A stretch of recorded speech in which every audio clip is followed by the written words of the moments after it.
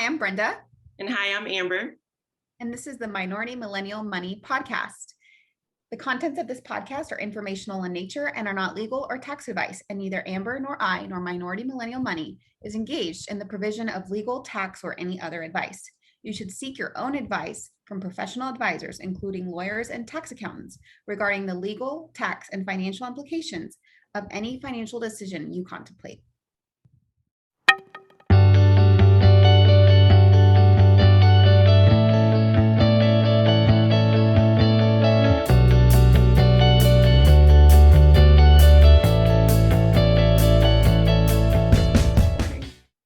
All right. Welcome back, everyone, to another episode of Minority Millennial Money.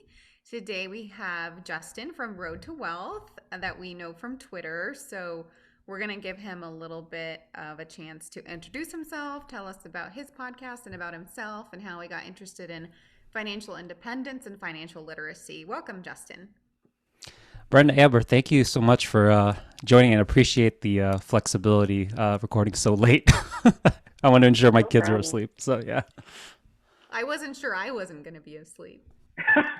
Me too. I was like, y'all should just got cocktails and we could have just made it this a happy hour.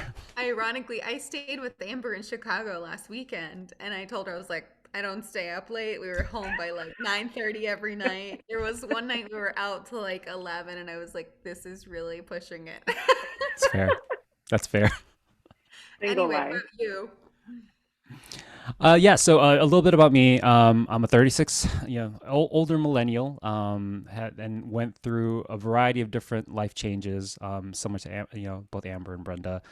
And for me, I had a long list of, kind of interests within the financial independence community for a while. But COVID and the pandemic really, allowed me to reflect and, use a creative muscle that I really didn't exercise for quite some time. I work in technology, I'm in sales and navigating corporate America. And, you really don't use the creative flexibility that, Brenda and Amber have done on the podcast. So, you girls were kind of an inspiration for me to start my own within my space. So, yeah, I have a podcast called Road to Wealth, and it's about, everyone sharing different types of money stories, rooted within my own. And I almost used it. My intention with the podcast was to create almost like a memento for my kids to not only learn about my past money mistakes, but also hear from, diverse voices and different stories of different people going through a different money journey and allowing them to kind of find their own path. So, yeah. That's awesome. I mean, I recently wrote a book called The Road to Millionaire Status. And so that's great that, it's the same concept of just like letting people know it really is a road, as me and Brenda have talked about on this podcast. Like, it's very much not like a wake up and I'm a millionaire situation. It's very much, building that up, and it takes a long time. Right. I wanted to bring up when we connected the topic of wellness and mental health, mental wellness, financial security, how all those things are related. So we've discussed this on the podcast about, I've always been like very responsible with money because that wasn't the example that was given to me. And so it was very much a roller coaster growing up. And so when I became an adult, I just became very strict, and I didn't really learn about FIRE till I was about 26, so 5 years ago. But what spurred you to kind of want to be financially secure, and how has that affected your wellness overall? Yeah, great question, Brenda. The spark for me was I had it within the header of my podcast was, within 2016. So I'm for those listening, I'm an Asian American living outside in the suburbs of Chicago. So Amber's my neighbor, to say the least. And being an Asian American, I lived with the stigma of having to hit these certain life milestones. You have to go to a 4-year college, you have to get a degree, you have to get married, you have to have kids and have a home. So all that pressure was almost internalized. And within 2016, I did a majority of that. I got married. We found out we were pregnant. We got a home.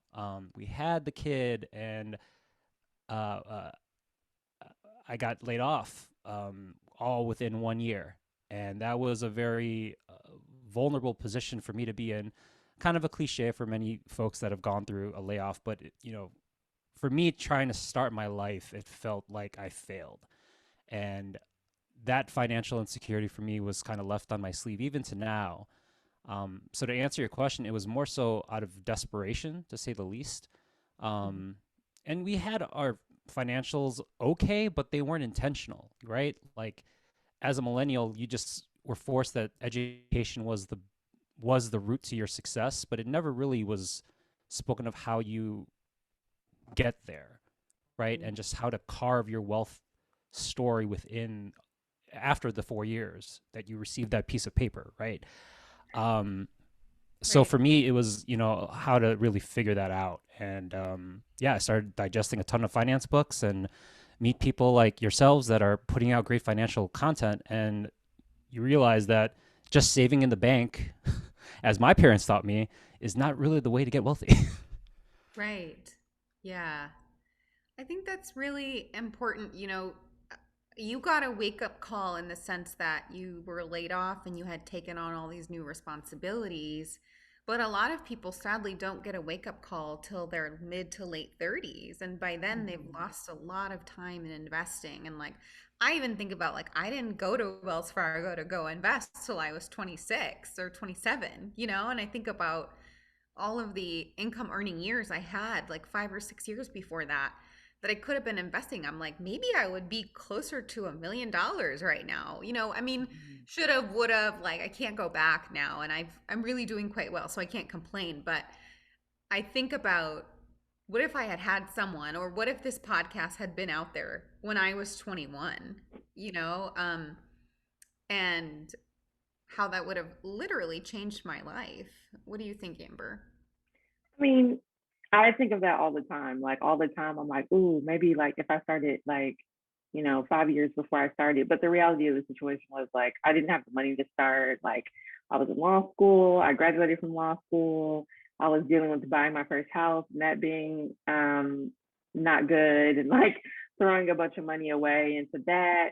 And so realistically, when I look back, like I'm not really a frivolous spender. So like I don't think that any of the money was spent frivolously. I just think that like I was dealing with life and like when I could turn my attention to fire, I did. So I mean it's hard when you're on this path, like we were just talking about, it takes a long time to get to this road to millionaire status and like we're all still on it. And so when things don't happen overnight, right? I think you tend to be like, oh, but I could have like done this, this, and this. I could have been higher. I could have had 500. I could have had 600. It's like it becomes just monopoly at some point where we're all just trying to like skip ahead or what's that Candyland or whatever. It's like we are way ahead of the all of us on this podcast right now are way ahead of the curve. So it's hard to can't beat yourself up. So, Justin, since that happened and you're here 5 years later, what would you say financial security means to you now? Yeah, that's a great question. I think security for me, now that I'm a father, a husband, a homeowner, it's different from where it was 5 years ago. Where you're, I want to quote what Amber said. You preparing for life and allowing life to happen to you. And I feel like now that we have an emergency fund, we have a budget that we stick to. We have automatic investments. We're now looking at potential real estate in the future and other passive income sources. Shout out to Brenda, where I'm going to probably pick your brain later. There is this element now where my shoulders can rest a little easier. Our family can really just live life and allow us to plan and look ahead, right? Like I love that road to millionaire status because it's something you have to look, you have to create your map, and it's not Mhm. something you just leisurely just walk it, right? You have to have intention. So um no, I think that wellness piece, it's allowed me to even just have less stress because we recognize that money can be the lead to a divorce or um just physical wellness and just in poor performance because you're always just trying to catch up. So I feel like these habits that we're trying to preach from a financial standpoint really does pay dividends in other aspects of our lives.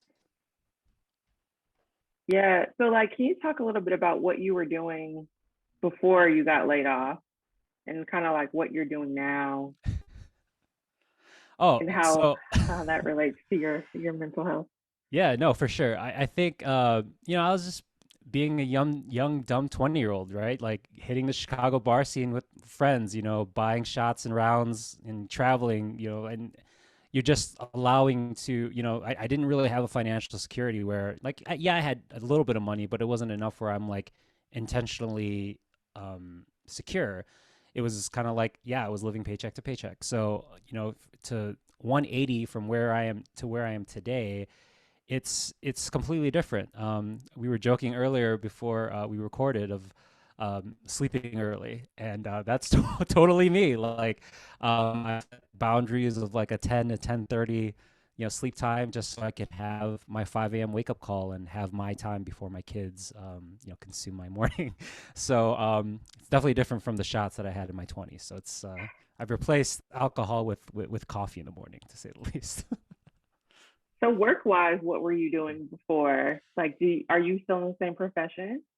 I am, yeah. So, ironically, I have a finance and economics degree from Loyola in Chicago, and I graduated in during the financial crisis of 2007. So, Wow. probably a bad time to look for a finance job during that time. And I ended up working, odd retail jobs. I worked in a technology store, and eventually that just kind of became my life, and haven't looked back since. So it's been a fun ride because it's provided opportunity and advancement, but most importantly, financially got me in a position with to take care of my family. So That's good. So I think that the topic of wellness, I think for me, like being financially secure is definitely, like you said, a huge load off your shoulders, right? Because you're not worried about how you're going to pay rent, like how you're going to eat, like you can enjoy your life essentially. Because I don't think that I would be able to really enjoy if I was worrying about the day to day or like how much I spend at the grocery store. I mean, I try to, live within reason, but um, one of the other questions we talked about discussing was, have you taken any risks that you would not have taken if you weren't financially secure? And I kind of want to relate this to the wellness question, but I was actually just telling my boyfriend at dinner that I bought a new car last week, and like having a car loan and like all this is like so taboo and in money Twitter, and I worked really hard actually to pay off my last car really early. But I just wasn't feeling great about, I was just kind of over my old car and I wanted something nicer and I wanted something newer. And it was really bothering me. Like, honestly, I was always talking about it. I was annoying my friends and family. I was always looking at cars. And I finally got one and I'm really happy with it. And now I have a car loan, but it's at 1.9%. And I didn't finance that much. And I was telling my boyfriend that I was like, that car has done a lot for my self esteem just in the last week. And maybe that's kind of sad, but I really like it. I was like, I feel so much more confident. I love the car. I love being in it. I'm just happy to go anywhere. And maybe it's like, oh, it's still new to me or whatever, but I just felt like it did a lot for my confidence. And in a sense, it was also a risk that I took, taking on some debt, because I kind of had to like psych myself up and be like, I've never been out of work. I'm an excellent employee. I manage my money well. This isn't going to be a huge problem. And I had this real bad scarcity mindset like, oh, I can't totally. take on any debt because like I'm a student and like work is not guaranteed. And then I was like, that's so, like, when have I been short on work? Like I'm a nurse practitioner, like literally I get emails every day like, please come work for us. So I was just, I don't know, it did a lot for me, just for my own like wellness to be like, I can do this. And I don't have to feel bad. Like I'm okay. I'm basically coast fire, right? Like if I just let the money sit that I've invested right now and never invest another dollar, I'll be fine. maybe I'll retire just like everyone else does at 62 or 65, God forbid. But I'll be fine. And I think that's something that's hard for like a lot of people who've gotten in a really intense frugal mindset, is like not being able to enjoy anything. Yeah, Justin, what do you think about that? And like, what is your background with money, and like, how do you have the same scarcity mindset? Yeah, there are moments in where I do, and we're like probably 30 to 40% to our fire goal, and I still, like, honestly, I still coupon. Like we like do a weekly Popeyes run, and I'm looking for coupons because that's just like what I do. Because that's just within my blood, right? Like those are habits I can't break. And even though, like, yes, I could probably afford it, there's just some trivial satisfaction I get from that. And um, even when like I go to hotel rooms, like I'll clean the room because I feel like guilty of leaving the Oh room a mess. no. Like little like I don't know if I can cuss on here, but little ish like that, like that Sure. those things, like I don't know, it's just habits of mine. But those are habits. Those aren't things that you're like imposing on yourself because you're trying to save money, I guess. I mean, like, I don't coupon, but I wouldn't find any enjoyment out of couponing. No, that's fair. But I think to your point about like the car, I think the three of us, and even for everybody, right? Like I'm going to quote Ramit Sethi, who wrote the book "I Will Teach You to Be Rich." I've really been adopting this whole thing of like us as financial coaches. We always talk about how can we cut, right? How can we cut our expenses and like save here, but no one ever teaches us how to spend extravagantly Mm, in a responsible manner. And I love, Brenda, what you talked about, regarding the car, because you're living your rich life. And I think the one Right. aspect that we need to recognize is like, what does your rich life mean to you? Like, speak in vivid terms, speak it into existence, manifest it as best as you can. Like I just had lunch with one of my old coworkers, and his wife bought him a vision board and talking about like, this is what we want to do. And it's just like, we need to be able to do that, even in it doesn't have to be as extravagant as a vision board, but like take inventory of what you want your life to look like. And if finances are the way to get there, then we need to make a plan together to really manifest that, what that life looks like. yeah, I would say it's hard for me too. Like, I'm like Brenda, we've talked about this on the podcast, like my scarcity mindset, and I see it pop up all over the place. And it's almost like we've talked about this too, like PTSD from poverty. Like we've always talked about that, but it's so true. Like, even when I'm doing anything for myself, I'm like, should I do it? Like, should I pay this money? Like, I have a cleaning service, and I was like texting Brenda, like, are you sure I should get the cleaning service? Like, I know she was. I was like, absolutely. but it's I silly because I it's like, agree. it's so silly because it's not like I don't have the money for it. It's just, it's almost a belief that like it's like a worthiness thing that you have to work through. Yeah. It's just like, I shouldn't have this, right? Because Right. like who I am, I shouldn't have this. And so it's almost like the money thing it's like you really have to do, it's like a catch 22, because it's like one side of the coin is like I grew up poor, and it's like I need to use this time to really not necessarily indulge, but to really live life and to sort of get back what was taken from me from growing up poor. But then on the Mhm. other hand, I do want to set up, myself for the future, my future children, my family. And so it's a really hard dichotomy. And, I see things in myself that I do almost every day where I'm like, not replacing old clothes that I need to replace. Like, when I eat, sometimes I'm full, but I feel like I have to keep eating because I made the food. Just stuff like that, where it's just like, I can throw this away. Like, nobody who's hungry is going to get the food. It's Like, a anyway. very minority thing Oh, too. totally. Yes. Yeah. Like, you can't leave your plate until you finish it. And I overeat because I feel like I have to eat it. And it's so much mental stuff that you really have to get over. It's funny you bring that up. We just came back from like a family trip to Nashville, and like literally I'm like, I get no ice in my drink because it's wasteful. I don't get as much drink, right? Like when we go out, like I got extra napkins just so I could hoard them in my car. Like these Yes. are like elements that I grew up as a child, and that my parents, still do to this day. It's just like, it's not like we're being cheap or we're being, I don't know. Like I love what you both are talking about. Yeah, I think for the longest time I was afraid to like get a car, and because I was like, "Oh my gosh, I'm going to be so ashamed, like I'm supposed to be pursuing fire and like I'm going to take on debt and like Now I'm a fraud in money yeah, Twitter. like I built this brand around like not having debt and then I'm like, "Man, I've got two mortgages. That's a lot of debt." I'm like, "What's another 25,000?" It's fine. It's fine. It's fine. And it's even at a lower rate than the mortgages.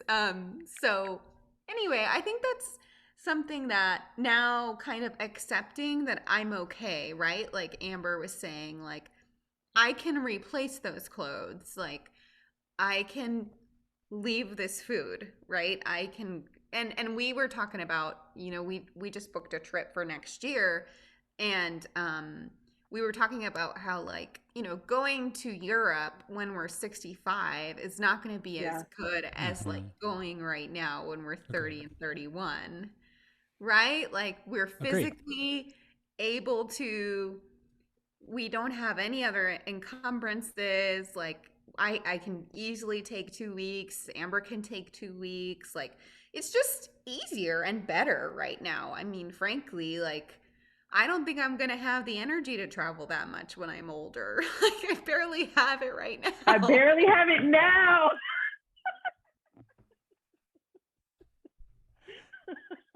I People love who that. are like, I'm gonna travel when I retire. I'm like, do you know how tired old people are?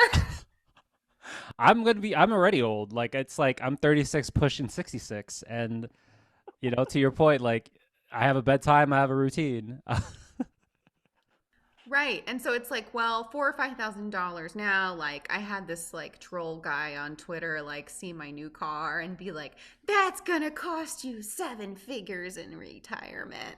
And I was like, I'm already gonna have 7 figures in retirement. Like, I'm not gonna need that many more 7 figures. But those $4,000 of that trip, they may end up being, I don't know, they may end up being 100,000 in retirement, but I'll never be able to go back in time and go to Europe again when I'm 31. You know what I mean? The one comment I was going to make, and this is also going back to what Amber was talking about, regarding the cleaning service, is I don't feel like having money is like super capitalistic or anything along those lines. I think it's more so that it provides us the options and choices that we want to create today. And to Amber's point about the cleaning service, like you're freeing up your time because, as Mhm. cliche as it is, time is money. It's just like my time is worth more, and if I want to go to Europe, with my friend Brenda, I'm gonna do it. And I don't want to do it when I'm 66 in a wheelchair. Like I want to do it Yeah. now when I'm walking. So Yeah. I feel absolutely everything you guys are talking about. And I work like 3 jobs. Right. I have two like basically full-time jobs and this podcast and my books. And yeah, I mean, cleaning my house is not exactly something I want to spend my like discretionary time doing. So the podcast hosted me actually has a question for y'all. Yeah. And this is in realm to our question around mental and physical wellness. How are just outside of finances, just because you both have it together, how are you also growing your either mental clarity or physical wellness, um, individually? I'm curious. Yeah, I mean, so I'm in the army. So luckily, I always say this is like a blessing and the curse of being in the army is like I have to work out because I can't be obese literally or I lose my job. So the good thing about that is that I have to work out, which I think working out is a real big positive for me, especially with like how much stress I'm under on like a daily basis. Right. Um, so I get up at 4:30 a.m. every like 3 to 4 times a week, and I go work out in the morning before work. I have to be at work at 8 a.m. Um, so that's really been helpful for me, I think, physically and mentally. And then as far as my mental health, you know what? Like as I've gotten older, I've realized like setting boundaries.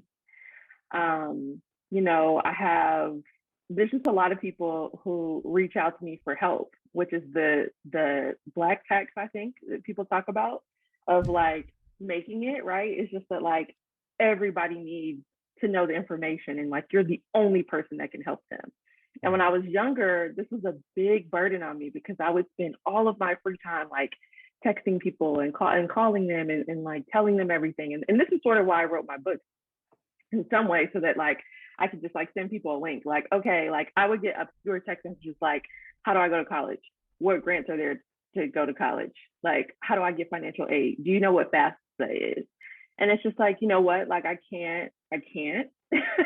You know what I mean? Like I've been practicing law for 7 years now. I'm a full-time attorney. I'm in the Army part-time. Like I go work out, which is another part-time job. You know what I mean? Being prepared for the physical requirements of being in the Army. I can't do it. And so there's just a lot of people that contact me on a daily basis are like, hey, can you read this resume for me? Hey, I'm going to apply for this job. What do you think? Hey, I need you to read this for me and tell me like what I should say back. Like, hey, how do I craft this email? Hey, I need a recommendation letter. Can you write it for me? And so, it's exhausting. Honestly, it's exhausting to be everyone's lifeline, and it's hard. And I've been trying to set boundaries with people and texting people back and saying, hey, I'm sorry. Um, I'm unable to talk to you right now, like for the foreseeable future. However, when I'm up to it, like I will contact you. And like that's what I've had to do for like a lot of people on the list. And then so I deal with like three priority people at once, and then I can focus on the other three. I mean, it sounds insane, but it really is like a number of people reaching out to me every single time I post. Like, it's my 1 year, it's my, the next year of my lawyer anniversary, like my 7 year attorney anniversary is coming up in a few months. People like blast my inbox, like, oh my God, I need a divorce. Oh my God, I need this. I need this. Can you write me a will? It's just like crazy. But anyway, I'll let Brenda talk. I think it's a very common minority struggle, and especially like for me, my mom didn't speak English and still doesn't, fluently. So for the majority of my childhood, I was her interpreter. And so I kind of just grew up with this role of being a caregiver, being like a family social worker, became a nurse. So I became a professional caregiver. And like you said, like in the past couple of years and maybe even months, I realized like I'm somewhat codependent with my family, right? And like I almost need them. And I feel an extreme amount of guilt if there's something I can't do for them. And lately I've just been like, that's not okay. Like I am not responsible for them. I can care for them to the extent of my ability, but I don't have to like bend over backwards, And like there's this big push in like especially Hispanic culture, and you probably understand this too, Justin, in Filipino culture, that you have to like do provide for your parents almost, right? Because especially if you're financially stable, and my parents don't really expect that, but there are a lot of practical things that I do for my family. And when I was younger, um I had more flexibility, and I still have flexibility in terms of time, but yeah, that idea of like drawing a boundary is not a personal offense to the other person. It's just like I have to take care of myself.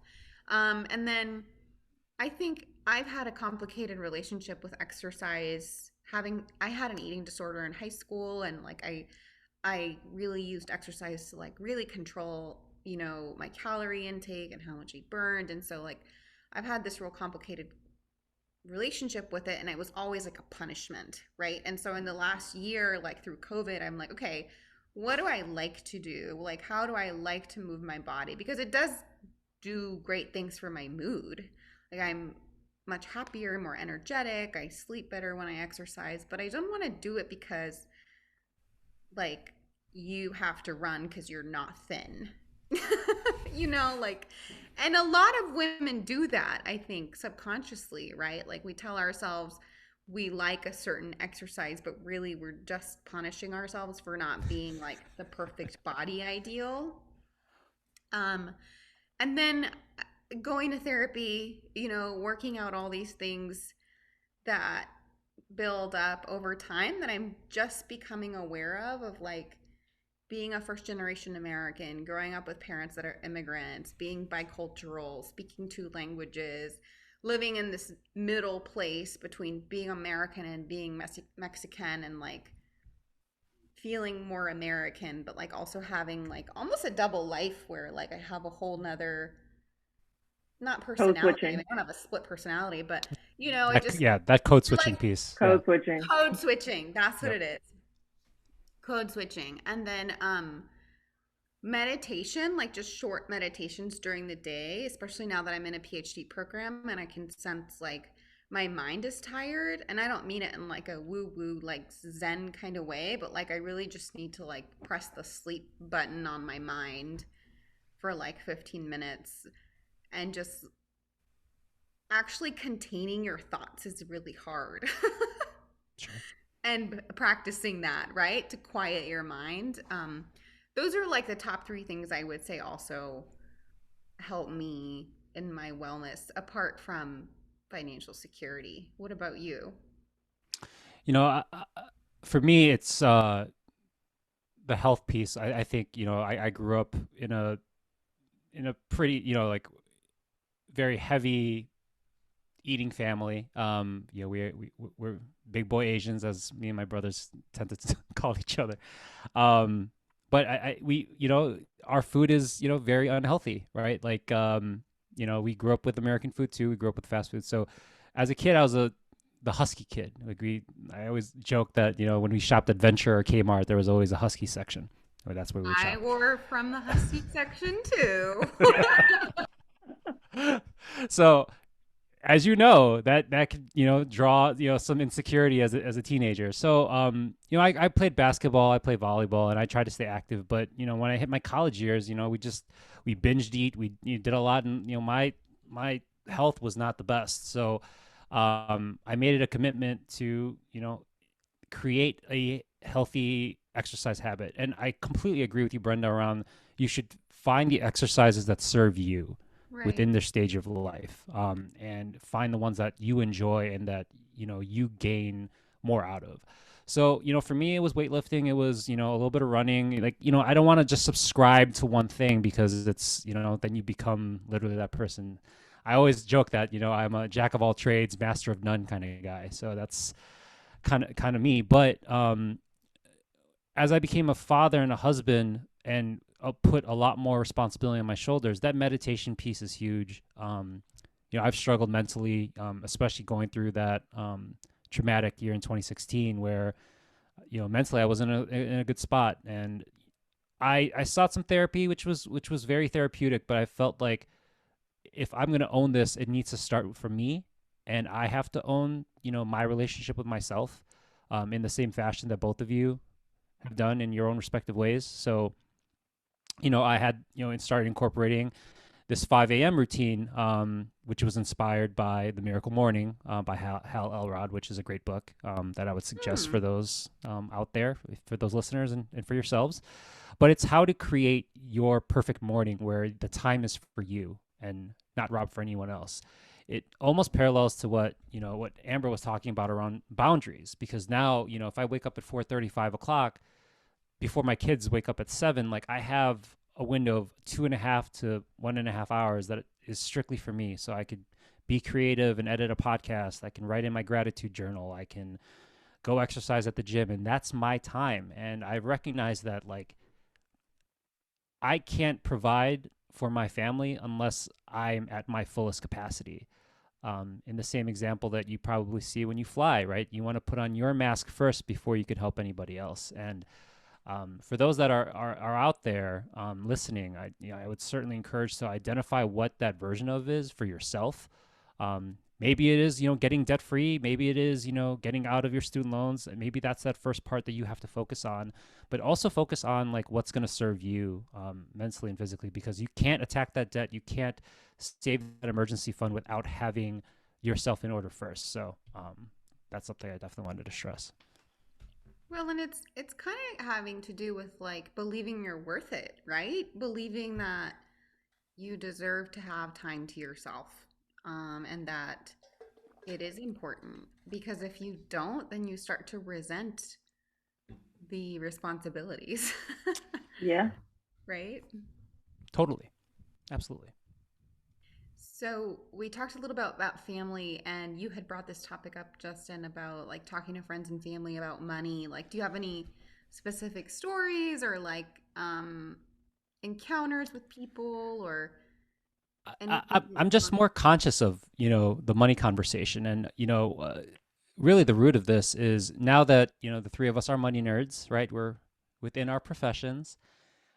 Do you feel like you have to uh, do you find yourself being more openly curious about each other's money situations or freely talking about money versus like for example before like I just thought of money as this taboo thing you don't talk about, but now that I'm this personal finance guru, as my wife would sometimes say, um, I'm a lot more curious now, and I welcome those conversations head on, where it is sometimes this taboo topic. I'm curious if either of you have a similar dynamic with your circle of friends or even your family.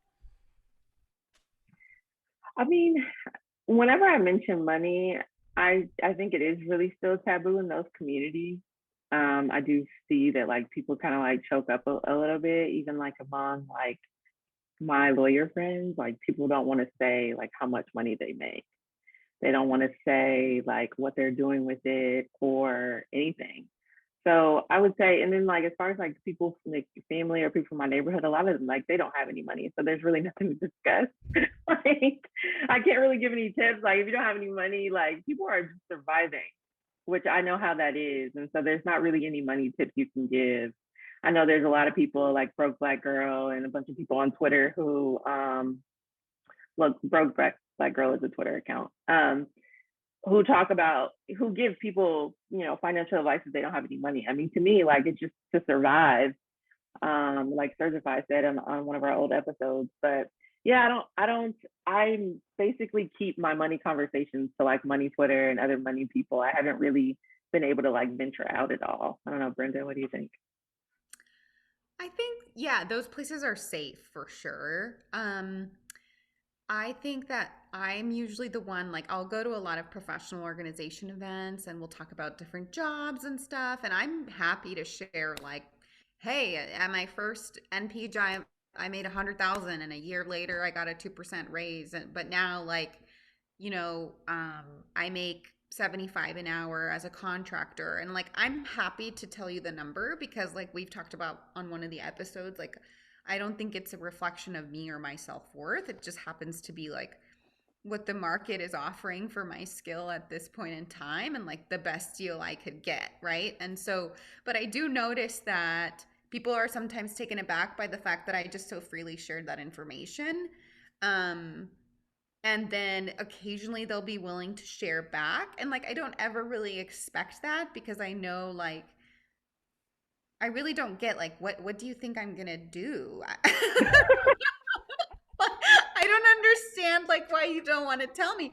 And like Justin, like I'm curious, like I want to know because like what if I told you I was getting 75 and like you're making 55 and you didn't know it was possible to make 75, Yeah, right? And it's yeah, like I just did you a favor by showing you that it's possible to make 75. I don't know. I think that's fair. Like um there has to be a lot of that taboo taken out of it, and it's funny that like nurses do it too because we all have the same skill essentially, Mhm. right? So we all kind of know what each other makes anyway.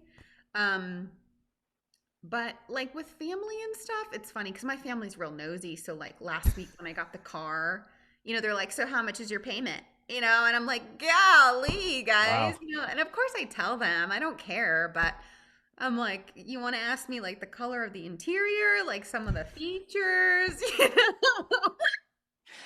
No, what is your car payment and what do you pay in insurance? I know.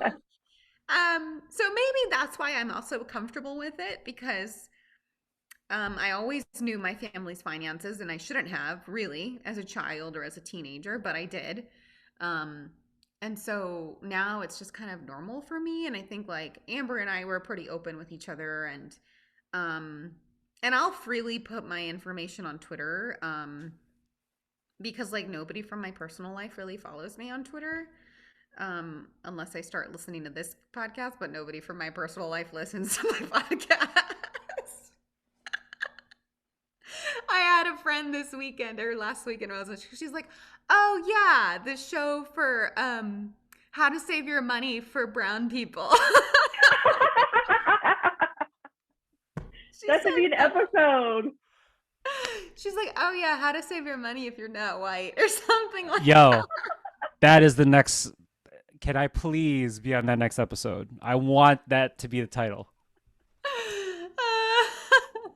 That We is should name gold. that this. We should name that this episode. Quote: How to save your money if you're not white. The not vanilla podcast. That's Oh, amazing. that's funny. That's amazing. Yeah. What about you, Justin? How's your family and what do you say to your friends? Or like, I mean, tech is like so broad, right? And I just looked you up on LinkedIn, so Hmm. I know where you work and Which is not disclosed yet. So let's just not keep disclosed. not disclosed yet. I work in technology. Yes. But yeah, if you really want to look up, you can do the digging. But anyway, yeah. So my conversation with money, it's just like I work at a FANG company, and it's ironically they just think like it's all about like IT help, like, oh, my Wi-Fi's broken, or like I'm that guy, right? But now that like I've succumbed to this personal finance thing, and now that they're starting to slowly find out, like, I'll tell you, talk about imposter syndrome. I didn't even share it with my parents. I never shared it with anybody, because it's one of those things where like I needed to create this creative endeavor in an effort to have it be my own and not feel like I needed the help. Like I literally did it on my own. And like my only listener was my wife weekly. So shout out to my wife. But Oh, now they're, like I'm having strangers listen to the podcast. And it's just like, that was the intention, was like, if I can have a blind or a deaf ear that never listened about personal finance, that found my voice, For sure.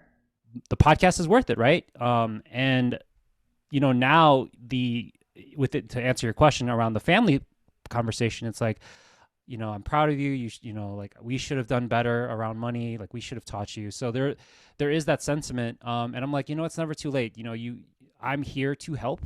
But I'm not here to judge or to, I'm just here as a sounding board. Right. And I think, you know, that earlier conversation of, the Amber you were talking about with, how to make money relatable, is just having the conversation, right? So whether you're just trying to survive or you're trying to get into passive real estate with Brenda, like, all your options are available. It's just a matter of having the courage to ask.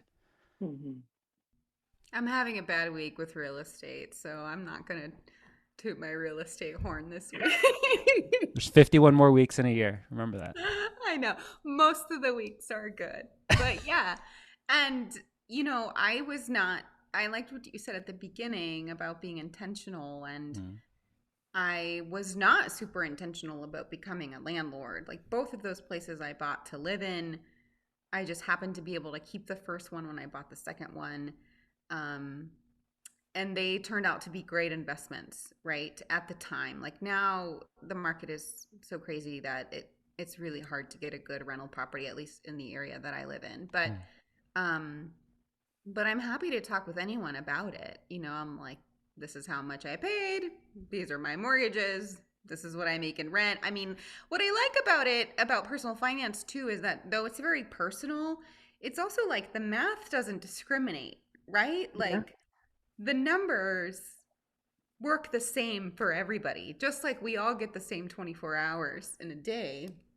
I love that. Um, yeah, the numbers don't discriminate. And so if you work the numbers, you work a system, kind of like you mentioned Ramit Sethi, he's like, as long as you are investing automatically, you've got a system set up, then you can spend your money on what you value. So Totally. yeah, I think that's a good way to wrap up, realizing that we have been able to take some risks because we've built financial security, but I think all of us have really done it in the last 5 years. So if you're listening to this and you're like, oh my gosh, it's going to take me forever, it really doesn't. I mean, 5 years in the span of our lives is going to be like such a short time. Yeah, and I think that financial security is goes leaps and bounds. Like to go towards like mental health and like scarcity mindset, like we can start attacking some of these things because the overall problem has been solved as far as like us living in poverty and like having money. And like a lot, I see all the tweets of like money doesn't bring happiness, all this stuff. It's like actually it kind of does. It's definitely the foundation for a lot of my happiness. Let me show you my Um, car. yeah, Yes, exactly. it And it's like, does. and the thing is, like, we're still investing. Like, although Brenda just bought a BMW, she's still investing. Although we just booked a trip to Europe, we're still investing. Like, my investments have not lowered because I'm doing these things. I'm still investing the same amount of money. And so, yeah, we have, the ability to do that, but it's because we've built that up. And we're here now. And it took years of not going to Europe, not having a BMW, not having a cleaning service, so that we can get to the point now where it's like, okay, this is my discretionary income. This is my income that I'm going to invest, and I'm going to use my discretionary income with my discretion, and I'm going to, pay for the things that are going to make me happy. And so, that's how it goes. Yeah. For those listening to the non-vanilla podcast here, the one aspect that we all have to just take from this is the fact that money offers you choice.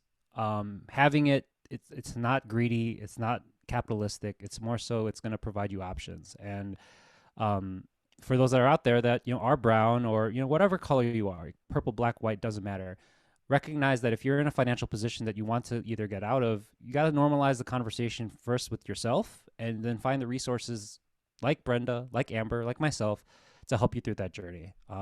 We're all coaches in our own mind, but you also have to find the plan that works for you. And not one plan is going to fit for everybody. So just recognize that normalizing these conversations is really what's needed out there in the world. Yeah. Yeah, So that's Justin, great. why don't you? Go ahead. Sorry. I was going to say, Justin, why don't you tell everyone all your links to where they can find you, about your podcast? Yeah. You can go ahead and subscribe. So I'm on Spotify, all the Apple Podcasts, wherever you listen to podcasts at Road to Wealth. I am on Twitter at Road to Wealth Pod, as well as just started an Instagram at Road to Wealth Podcast. I'll make sure that Brenda and Amber have it so to share out in the show notes or anything like that. But Yeah. yeah, I mean, DMs are open. Feel free to holler at me if you guys want, and appreciate you guys listening. And obviously, Amber, Brenda, thank you so much for having me on. This is weird being on the other side of the mic, but I love the conversation. Yeah, Yeah, we're so happy to have you on. I'm looking forward to listening to more of your episodes because it sounds like you've Yeah. had a lot of cool people on there. Yeah. No, yeah, it's been and believe me, we're gonna be breaking out one for you too. Maybe it might steal the title of the podcast as well as Sure. We got a lot of listeners from me being on Bigger Pockets, and Amber's gonna be on it soon too. Yeah. So, awesome, yeah, we'll tell them about you too. sweet, love it. Cool. Well, everyone, remember to give us a 5-star review on Apple Podcasts and Spotify, and we'll give all the links to Justin's podcast, Road to Wealth, in our show notes. And we'll see y'all next time. Thanks, Thank guys. you.